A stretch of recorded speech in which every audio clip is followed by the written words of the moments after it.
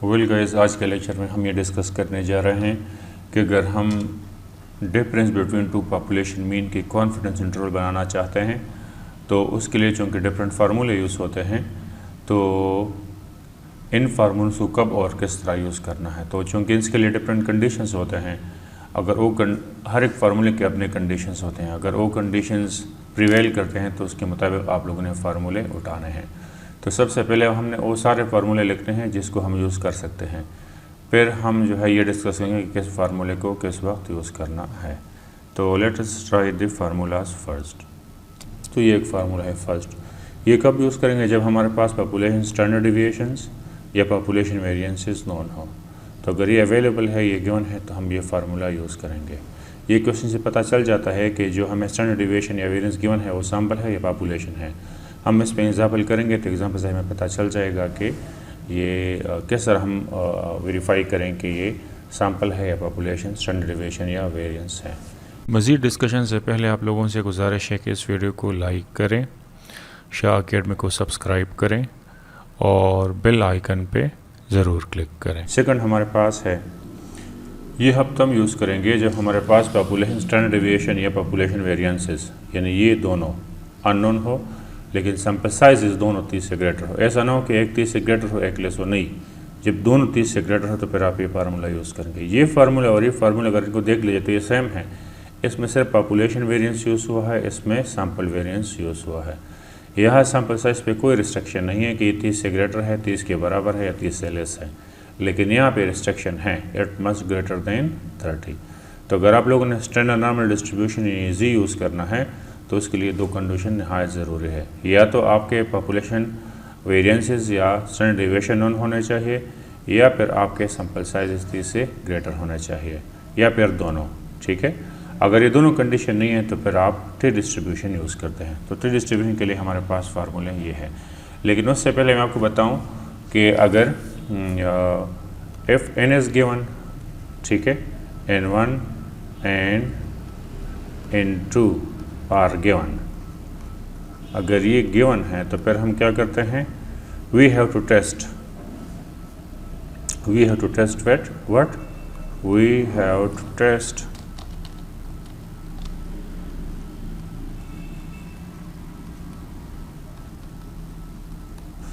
This thing, n1 divided by n1 into 100 and n2 divided by n2 into 100।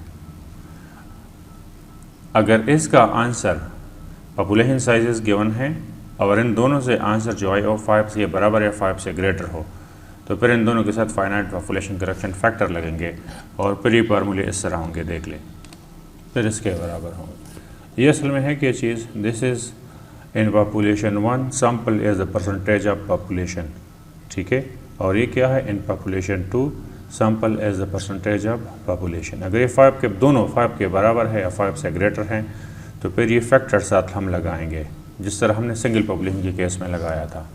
ये factor क्या है, finite population correction factors, ठीक है ना। तो अगर पॉपुलेशन वेरिएंसेस दोनों हैं, चूँकि उसके लिए ये फार्मूला था तो इसके साथ हमने मल्टीप्लाई किए हैं, इसके साथ और इसके साथ हमने finite population correction factor multiply किए हैं। लेकिन अगर पॉपुलेशन वेरिएंसेस अननोन है और सैंपल साइज ग्रेटर देन 30 है तो फिर हमने इसके साथ मल्टीप्लाई की है क्या चीज़, फाइनाइट पॉपुलेशन करेक्शन फैक्टर्स, ठीक है।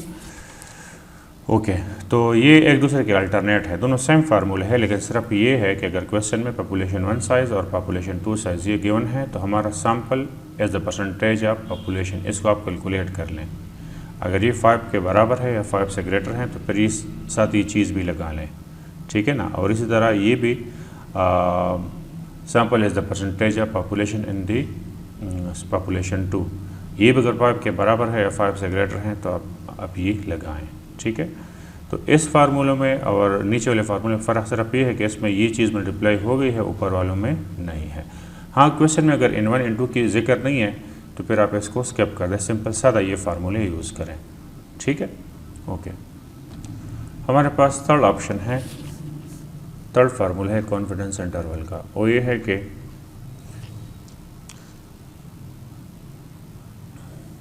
ये हम कम यूज़ करेंगे, ये है, ठीक है। जब हमारे पास सिग्मा 1 और सिग्मा 2 अननोन हो और ये बेज्यूम की गई हो कि sigma 1 is not equal to sigma 2।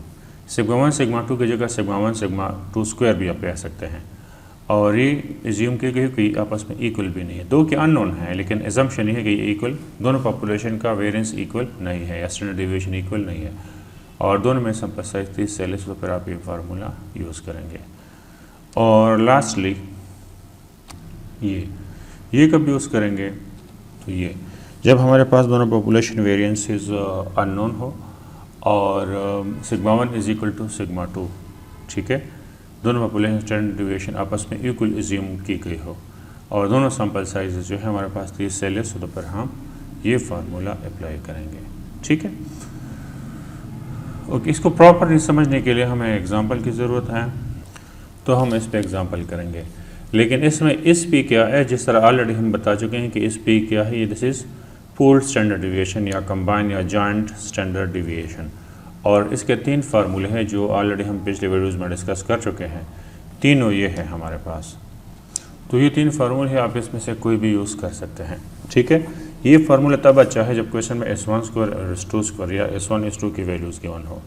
ये फार्मूला भी अच्छा है लेकिन उसमें अच्छा summation x1 minus x1 bar square और summation x2 minus x2 bar square की वैल्यू गिवन हो और side by side n1 n2। और ये फार्मूला तब अच्छा होता है जब आपके पास x1 और x2 का डेटा अवेलेबल हो, जिस तरह x1 इसका सैम्पल डेटा हो और x2 इस पर सैम्पल डेटा हो। तो डेटा से आप क्वाइट इजीली अगर आप इस पे कैलकुलेट करते हैं तो ये थर्ड फार्मूला अच्छा है, अदरवाइज तीनों जो सेम आंसर आता है, तीनों ठीक है। Okay, let us take an example on it, इस पर हम एग्जांपल करते हैं। ओके जी, तो ये हमारे पास एक क्वेश्चन है, एक एग्जांपल है और इसको चेंज करके हमने सारे फार्मूले के लिए कंडीशंस इसमें हमने सारे फार्मूले के मुताबिक हमने इसको बार बार चेंज किया है। तो सबसे पहले हमने ये देखना है कि हर एक एग्जांपल में किस किस फार्मूले के रिक्वायरमेंट्स पूरे हो रहे हैं, तो हमने उसको पहले चेक करना है। सोल्यूशन की तरफ हम बाद में आएंगे। तो फर्स्ट एग्जांपल को अगर आप देख लें तो इसमें है the life time of Osaka and AGS batteries are normally distributed with mean μ1 and μ2 and standard deviation 3 and 4 months respectively. A sample of 16 batteries from Osaka and 19 batteries from AGS are taken at random, showing an average lifetime of 36 and 28 months respectively. Construct a 95% confidence interval for the two difference in their average lifetime. तो इसमें देख लें हमारे पास दो population है, एक है population 1, population 1 में हमारे पास है एक हमारे पास है ओसाका, ठीक है, और दूसरी साइड पे हमारे पास है AGS। तो इसका स्टैंडर्ड डिविएशन गिवन है, इसको sigma 1 which is equal to 3 months और इसका है sigma 2 which is equal to 4 months, ठीक है। और इसके अलावा हमने इससे सैंपल लिया है N1 is equal to 16 batteries, a sample of 16 batteries from Osaka and 19 from AGS। N2 हमारे पास कितना है, 19 है, ठीक है। Showing in average life time of 36 and 28 months respectively. तो ओसाका का एवरेज लाइफ टाइम है इस 16 बैटरीज का 28 months और AGS का हमारे पास है, इसका एवरेज लाइफ टाइम है इसका है 33 और इसका है 28। तो इसका हमारे पास है 33 months और इसका है 28 months। और construct 25% confidence interval for the difference between mean. तो कॉन्फिडेंस कोएफिशिएंट हमारे पास कौन है, 95%, ठीक है। अगर आप इसको अल्फ़ा के लिए सॉल्व करें तो 1 - 0.95 is equal two plus alpha, या अल्फ़ा इज इक्वल टू 0.05। तो देख लें सबसे स्ट्रॉन्ग कंडीशन इसमें क्या है कि हमने पढ़ा है कि हमारे पास जब सिग्मा 1 सिग्मा 2 गिवन हो तो हमने इस फार्मूले को यूज़ करना है। when sigma 1 and sigma 2 are known, it means they are given, तो these are already given।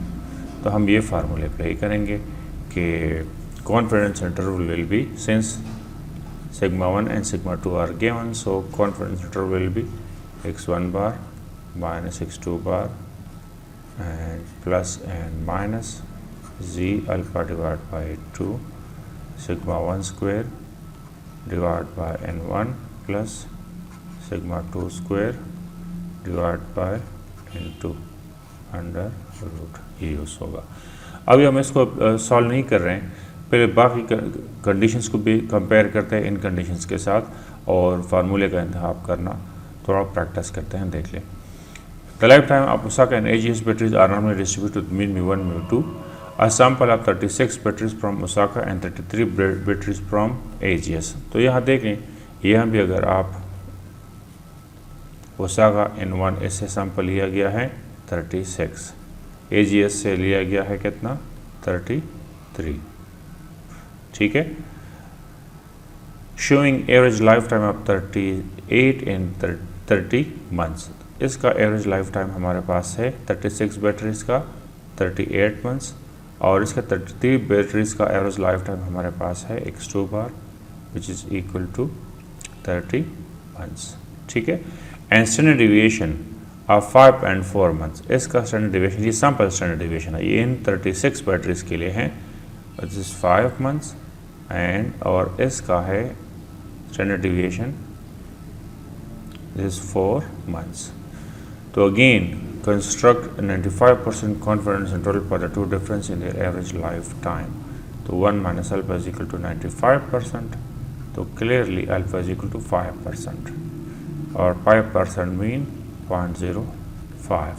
तो इसमें देख लें कि यहाँ पे पूरे ओसाका और एजीएस का स्टैंडर्ड डिविएशन नहीं दिया गया, बल्कि हमने इसे सैम्पल लिया है 36 और 33 बैटरीज और फिर इन सैम्पल से मीन कैलकुलेट हुआ है ये और स्टैंडर्ड कैलकुलेशन हुआ है ये, तो इसलिए सैम्पल स्टैंडर्ड डिविएशंस है। तो अब देखें, पॉपुलेशन स्टैंडर्ड डिविएशन हमारे पास कोई नहीं है, सिग्मा 1 सिग्मा 2 कोई नहीं है, उसकी जगह हमारे पास सैम्पल स्टैंडर्ड डिविएशन है और सैंपल साइज दोनों 30 से ग्रेटर है, एक है 36, दूसरा हमारे पास है 33, तो हमारे सैंपल साइज 30 से ग्रेटर। तो ये हमने पढ़ा है कि जब हमारे पास पॉपुलेशन स्टैंडर्ड डिविएशन गिवन नहीं है बल्कि उसकी जगह सैंपल स्टैंडर्ड डिविएशन गिवन है और सैंपल साइज 30 से ग्रेटर हो, तो फिर ये फार्मूला यूज़ होगा confidence interval for mu1 minus mu2 के लिए, ये फार्मूला, ठीक है। तो अगेन अभी हम इसको भी सॉल्व नहीं कर रहे हैं, थर्ड एग्जांपल को देखें कि उसमें कौन कौन से कंडीशंस हैं। तो ये मैंने सिर्फ यहाँ फार्मूला लिखा है, यहाँ मैंने फार्मूले मैंने अभी सब्स्टिट्यूशन वगैरह नहीं किए, इसको हम बाद में करेंगे। पहले हर एक क्वेश्चन से जो है हम कंडीशंस एक्सट्रैक्ट कर रहे हैं कि ये कंडीशन किस फार्मूले के लिए सूटेबल हैं। तो इसको देखें, वही सेम एग्जांपल्स लेकिन एक और तरीके से इसको प्रेजेंट किया है। The life time of Osaka and AGS batteries are normally distributed to mean mu1 mu2 A sample of 120 batteries from Osaka and 130 batteries from AGS are taken at random, showing average lifetime of 30 and 38 and 30 months and standard deviation of 15 and 14 months respectively. If each company has produced 2000 batteries, मतलब 2000 AGS ने produce की है, 2000 Osaka ने produce की है, construct a 95% confidence interval for the two difference between their average lifetime. तो देख लें, इसमें अगर हम देख लें तो सोल्यूशन अगेन बिल्कुल भी मुश्किल नहीं है, लेकिन ऐसे हमें फाइनाइट पॉपुलेशन करेक्शन फैक्टर को टेस्ट करना है। Sample size already they are greater than 30, N1 हमारे पास है 120 बैटरीज हमने लिया है और इनटू दूसरे से हमने लिया है 130 बैटरीज, ठीक है। अच्छा, this shows an average life time of 38 months and AGS shows AGS shows 30 months, ठीक है। and standard deviation of S1 is equal to 15 and S2 is equal to 14, sorry इसके ऊपर स्क्वायर नहीं है, 14 months. If each country is producing, यानी N1 ये भी 2000 है, N2 ये भी 2000 है, दोनों 2000 बैटरीज प्रोड्यूस कर रहे हैं। तो कंस्ट्रक्ट 95%, तो 1 माइनस अल्फा कॉन्फिडेंस कोएफिशिएंट हमारे पास है 95%, तो इसका मतलब ये हो कि अल्फा हमारे पास कितना रहता है 5%, 0.05, ठीक है। तो सबसे पहले टेस्ट कर ले कि इसमें फाइनाइट पॉपुलेशन करेक्शन फैक्टर लगाना चाहिए या नहीं लगाना चाहिए। तो देख लें, n1 divide by n1 into 100, तो this is equal to 120 divide by 2000 into 100 और n2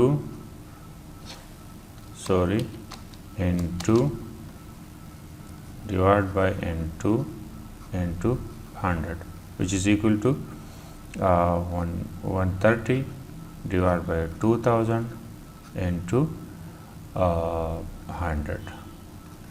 तो इससे क्या आता है और इससे क्या आता है, तो इससे आता है 6 और इससे आता है 6.5, दोनों 5 से ग्रेटर हैं।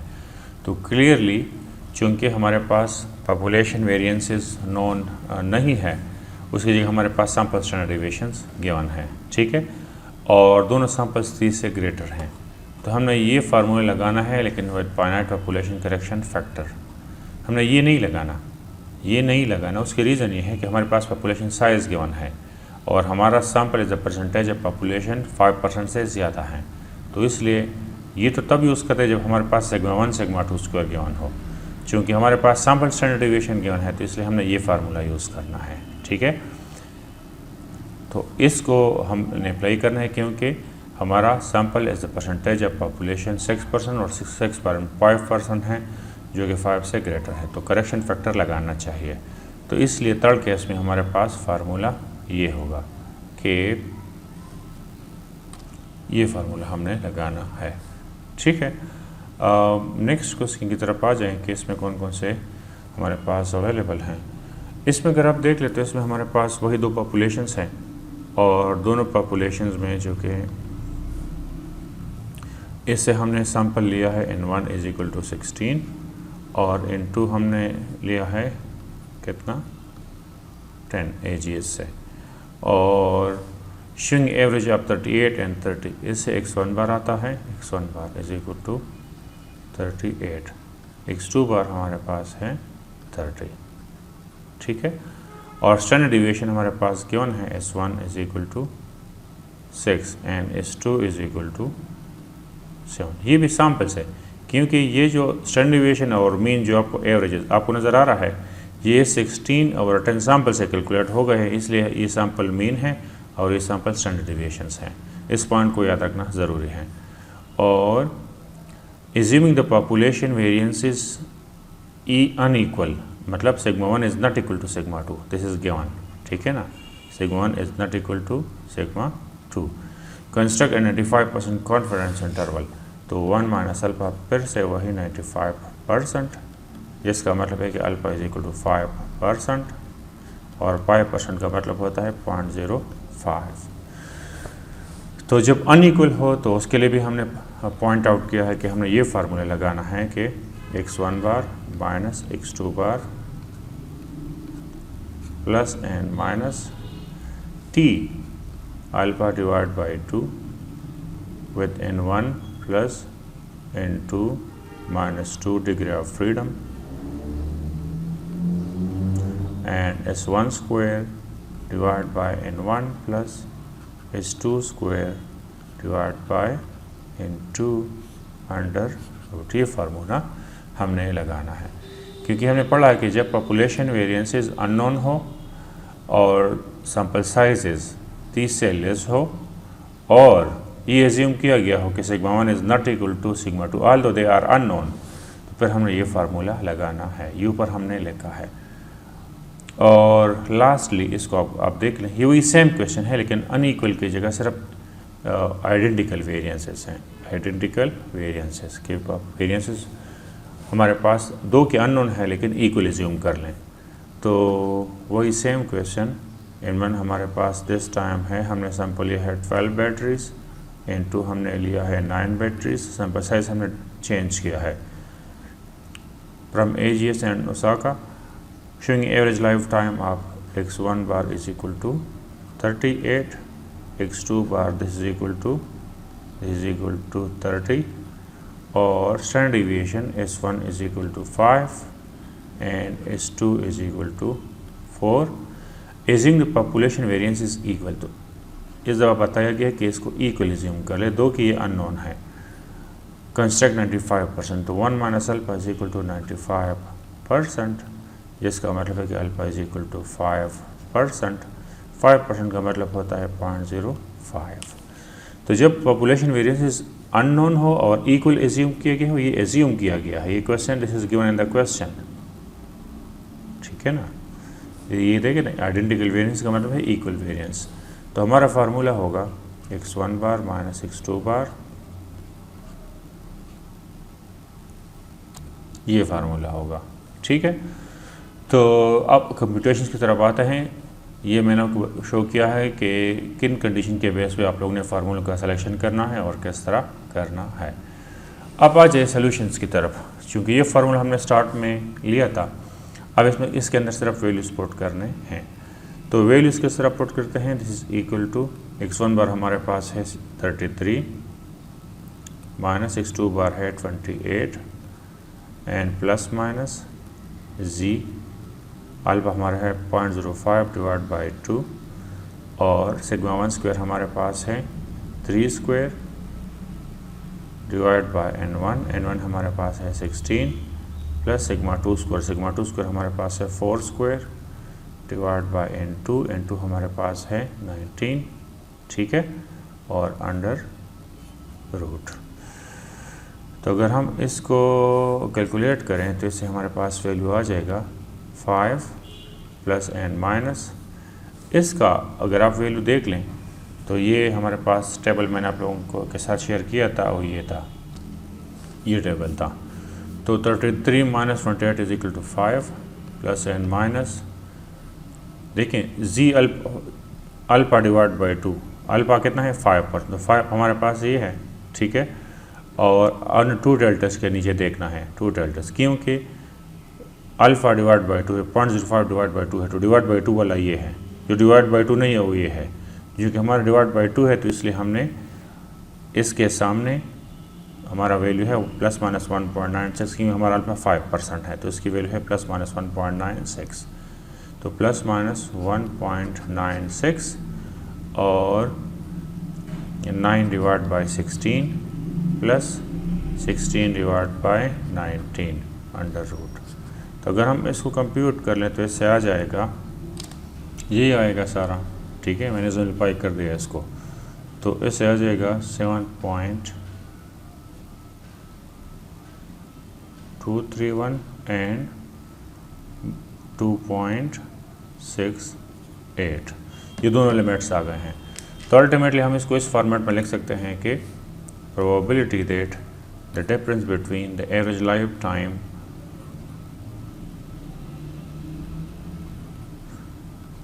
of Osaka and AGS batteries is not less than 2.68 months and not greater than 7.23 months, and for this limits we are 95% confident। इसका मतलब ये है कि AGS और ओसाका के लाइफ टाइम में उनकी एवरेज में जो डिफरेंस है वो 2.6 मंथ से कम नहीं है और 7.2 मंथ से ज़्यादा नहीं होगा, और इसके लिए हम कितना कॉन्फिडेंट होंगे, 95%, ठीक है।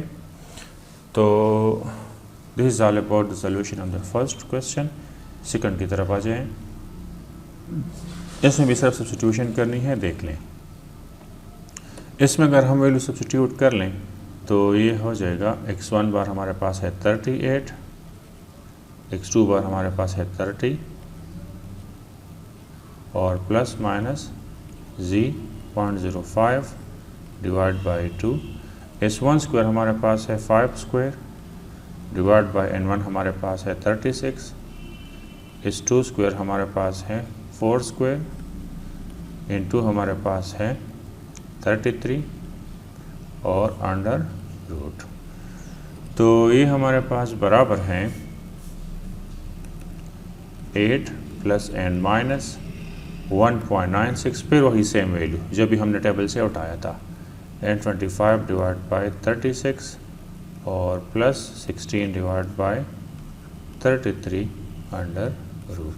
तो अगर हम इसको सिंप्लीफाई कर ले तो ऐसे आ जाएगा, यही आएंगे इससे, और अल्टीमेटली हम इसको यूँ लिख सकते हैं, रिपोर्ट कर सकते हैं कि probability rate the difference between the average lifetime of Osaka and AGS batteries is not less than 5.88 months and not greater than 10.12 months. And for this statement, for this confidence interval, we are 95% confident.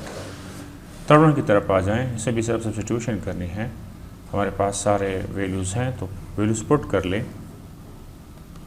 x1 bar हमारे पास है 38, this is 30 and plus and minus z.05 divide by 2।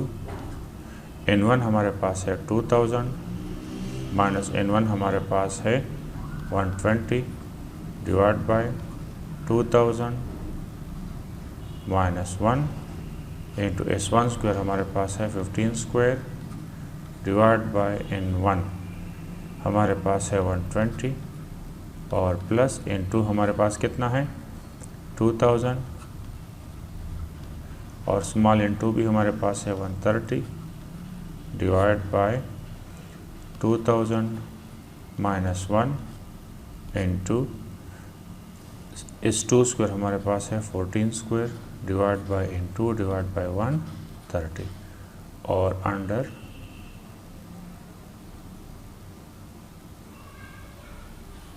Root. तो अगर इसको हम simplify कर लें तो इससे ये आ जाएगा, this is equal to 8 plus minus 1.96 and the rest of the computation से हमारे पास आ जाएगा। तो ये वैल्यूज़ आएंगे, ये कंप्यूटेशन से आ जाएगी। आप इसको कैलकुलेटर से वेरीफाई कर सकते हैं, इससे ओवरऑल यही वैल्यूज़ आ रहे हैं। तो अल्टीमेटली हम इसको इसी फॉर्म में लिख सकते हैं कि probability that the difference between the average lifetime of AGS and Osaka batteries is not less than 4.52 and not greater than 11.47 months, and for this we are 95% confident. Okay, next उसकी तरफ आ जाएं। इसमें already हमने formula इसका लिखा है, इसकी computations करनी है तो इसमें वैल्यूज पुट कर लें। तो ये हमने इसमें वैल्यूज पुट की हैं। इसको फर्दर सिम्प्लीफाई किया जाए तो इससे ये आएगा इससे। और अगर इसको फर्दर सिम्प्लीफाई किया जाए तो इसमें टी की वैल्यू पुट करनी होगी इसकी, और इसके लिए हम ये टेबल यूज़ करेंगे। देख लें ये टेबल, टी टेबल, ठीक है। तो इसमें देख लें, इसमें अगर हम देख लें तो इसमें अल्फा की वैल्यू है 0.025 नाउ और डिग्री ऑफ फ्रीडम है 24।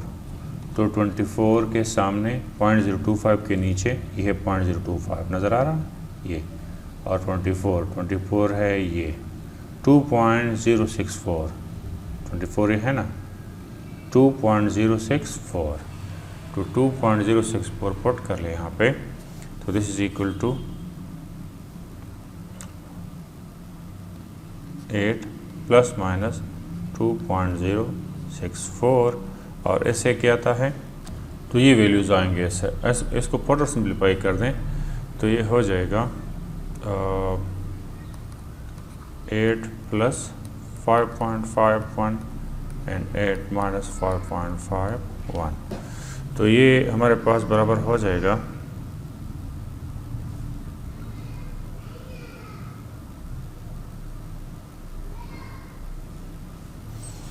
This is equal to 13.51 and 2.48 and ultimately हम इसको ये लिख सकते हैं probability that the difference between the average life time of Osaka and AGS batteries is not less than 2.48 and not greater than 13.51 and for this interval we are 95% confident. Last one, इसमें भी सिर्फ values की substitution करनी है, बाकी सब कुछ तय हैं और इस भी कैलकुलेट कराना होगा। तो सबसे पहले हम अगर इस भी कैलकुलेट कर ले तो ये और ज़्यादा अच्छा होगा। इस भी हम यूँ कैलकुलेट कर सकते हैं कि इस भी फर्स्ट वाला फार्मूला आप यूज़ कर लें, वो ये था कि n1 माइनस 1 यानी 12 माइनस 1 इंटू s1 स्क्वायर हमारे पास है 5 square plus n2 minus 1 into है 9 minus 1 into S 2 square is equal to 4 square and divide by n1 plus n2 minus 2 यानी 12 प्लस 9 माइनस 2 और इसका अंडर रूट। अगर आप इसको कैलकुलेट कर लें तो ओवरऑल इससे आ जाएगा, तो यही आ रहा है 4.6 आ रहा है इससे।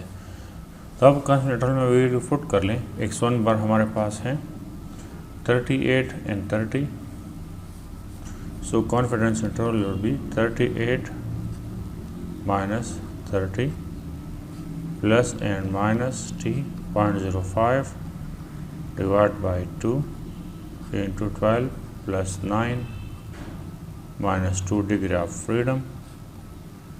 SP is 4.6 into 1 over 12 plus 1 over 9 under root।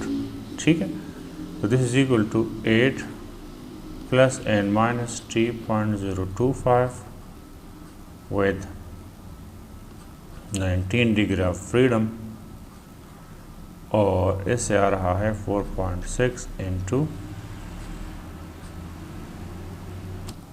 8 plus minus, अच्छा फिर से वैल्यू देख लें, 0.05 19 के सामने एंड 0.025 के नीचे, तो 0.025 ये है और 19 हमारे पास है ये,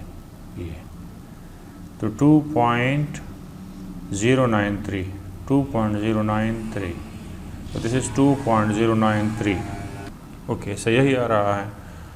अगर इसको फर्दर सिंप्लीफाई कर लें तो इससे आ जाएगा 8 प्लस माइनस 2.093 और इससे आता है 2।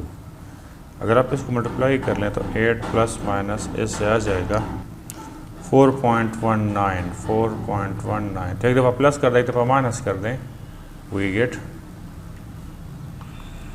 8 प्लस 4.19, तो यही आ रहा है इससे। और अल्टीमेटली इसको फॉर्मल शक्ल में लिखें कि this is equal to probability that the difference between the average lifetime of the AGS and Osaka batteries is not less than 3.8 months and not greater than 12.19 months, and for this we are 95% confident. So this is all about how to construct confidence interval for the difference between mean under different conditions. Thanks for watching. Thank you so much.